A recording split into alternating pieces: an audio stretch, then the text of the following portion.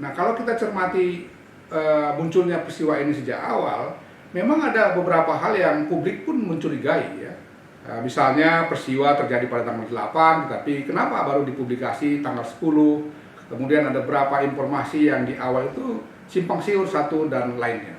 Karena itu baik diminta atau didorong oleh pemerintah melalui Pak Menko Polhukam, oleh Kapolri maupun para pihak yang lain, ataupun karena memang mandat yang tadi saya sebutkan di dalam Undang-Undang 39 itu, maka Komnas HAM ingin memastikan ya, bahwa konstruksi peristiwa apa yang terjadi terhadap saudara Brigadir Joshua ini harus benar-benar didasarkan kepada satu penyelidikan yang fair, penyelidikan yang berdasarkan fakta-fakta.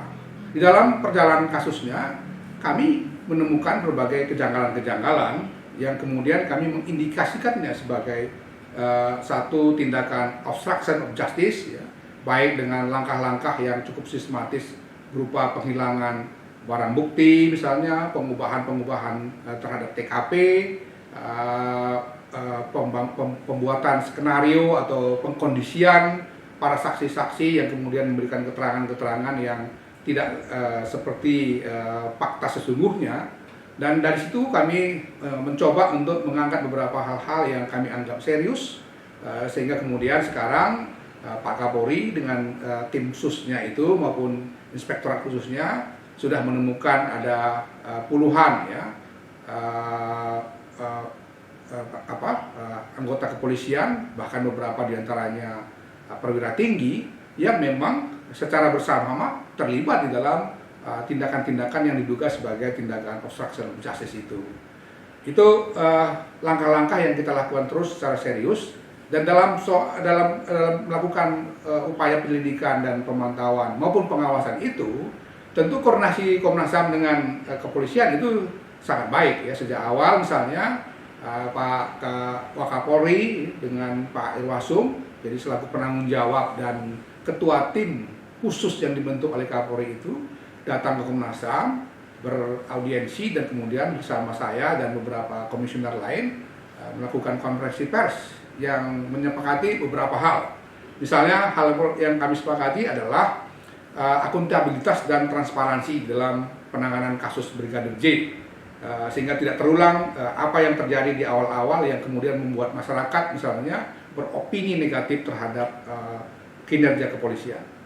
Yang kedua, kami juga menegaskan pada saat itu prinsip imparsialitas yang harus dijaga oleh Komnas HAM.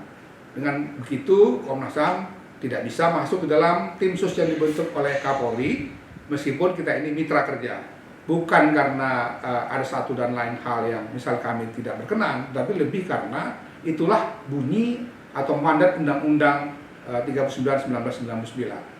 Selain itu, kami juga harus memastikan sebagai Komnas HAM, karena Komnas HAM Republik Indonesia ini anggota dari Global Alliance National Human Rights Institution, atau yang kita sebut sebagai aliansi global Komnas HAM seluruh dunia yang berbasis di Jenewa. Setiap saat kami di asesmen, dimonitor, imparsialitas dari Komnas HAM setiap negara termasuk Indonesia itu menjadi salah satu indikator utama di dalam memberikan akreditasi. Alhamdulillah sampai hari ini kita akreditasi kita masih A. Jadi kalau seandainya imparsialitas itu tidak kami jaga dengan kami misalnya masuk dalam tim sus yang dibentuk Kapolri, meskipun tujuannya baik, katakanlah begitu, maka sangat dimungkinkan misalnya akreditasi Indonesia itu akan diturunkan menjadi B, dan itu akan berdampak terhadap advokasi dan negosiasi maupun langkah-langkah Komnas HAM yang mewakili negara Indonesia di pentas internasional, terutama di PBB. Itu sebabnya. Yang selanjutnya, selain soal akuntabilitas, transparansi, dan imparsialitas, pada pertemuan dengan tim sus yang ditanggung-jawabi oleh Wakapolri dan diketuai oleh Pak Agung selaku Irwasum itu, kami juga mengatakan pentingnya aksesibilitas bagi Komnas HAM.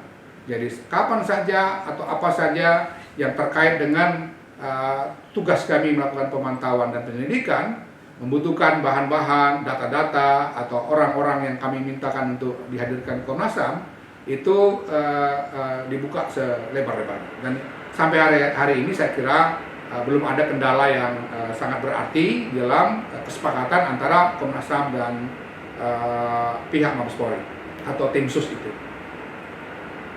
Saya tahu ada berbagai komentar di luar yang mengesankan seolah-olah Komnas HAM ini berlomba ya, atau mungkin overlap ya dengan tugas kepolisian Republik Indonesia, baik tim sus maupun penyidik. Perlu saya tegaskan kembali, hampir tiap hari ada koordinasi yang sangat baik antara Komnas HAM dengan Mabes Polri, baik itu tim susnya maupun penyidiknya ya. Hari ini saja juga ada dari Puslapor yang datang, ada juga dari Cyber yang datang dalam rangka memberikan keterangan-keterangan tambahan. Di dalam berbagai kesempatan bahkan ada Jenderal Bintang 2, Bintang 1, bahkan Bintang 3 dari Mabes Polri yang datang Komnas HAM ikut mendampingi pemeriksaan atau permintaan keterangan yang dilakukan oleh Komnas HAM. Itu bukti bahwa antara Komnas HAM dengan Mabes Polri itu tidak ada perlombaan atau saling menyalip satu sama lainnya. Atau sebaliknya juga dikesankan misalnya Komnas HAM itu terkooptasi ya, atau menjadi juru bicara dari Kepolisian Republik Indonesia. Kalau kami menjadi juru bicara kepolisian, maka para pemirsa atau publik tidak akan melihat bagaimana langkah-langkah kami atau pernyataan-pernyataan kami pada tahap-tahap awal yang justru misalnya bertolak belakang dengan rilis-rilis yang pertama sekali dikeluarkan oleh penyidik, yang kemudian hasil penyidikan itu atau hasil penyelidikan tahap awal itu oleh Mabes Polri di bawah tim sus juga dikatakan memang ada berbagai langkah-langkah pengaburan, langkah-langkah yang terkait dengan obstruction of justice.